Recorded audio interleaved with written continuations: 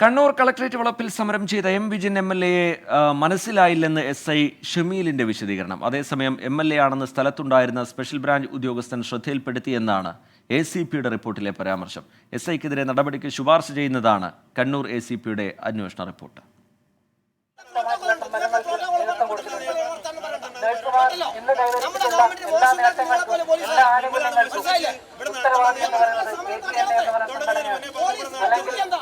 എംഎൽഎയെ തിരിച്ചറിഞ്ഞില്ലെന്നും nursing association ഭാരവാഹിയെന്ന് തെറ്റിദ്ധരിച്ചാണ് എംഎൽഎക്കെതിരെ പ്രതികരിച്ചതെന്നുമാണ് കണ്ണൂർ എസിപിക്ക് ടൗൺ എസ്ഐ പി ഷമീൽ നൽകിയ വിശദീകരണം.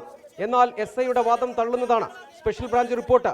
മൈക്ക് പിടിച്ചുവാങ്ങിയത് കളക്ടറേറ്റ് വളപ്പിൽ നിയന്ത്രണമുള്ളതിനാലെന്നും എസ്ഐ നൽകിയ വിശദീകരണത്തിൽ പറയുന്നു.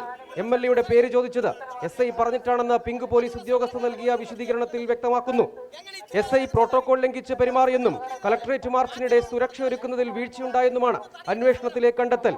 സുരക്ഷാ വീഴ്ച മറച്ചുവെക്കാൻ എസ്ഐ അപമര്യാദയായി പെരുമാറിയെന്നാണ് എംഎൽഎ വിജിന്റെ വാദം. നടപടി വേണമെന്നും വിജിൻ ആവശ്യപ്പെടുന്നു.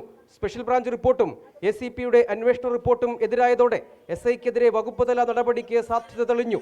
24 കണ്ണൂർ. ഒരു എംഎൽഎ, ഒരു ജനപ്രതിനിധിയെ, പ്രത്യേകിച്ച് ഒരു എംഎൽഎ മനസ്സിലായില്ല എന്നൊരു പോലീസുകാരൻ പറയുന്നത് എത്രത്തോളം ശരിയാണ് എന്നുള്ള കാര്യം എല്ലാവരും ആലോചിക്കട്ടെ.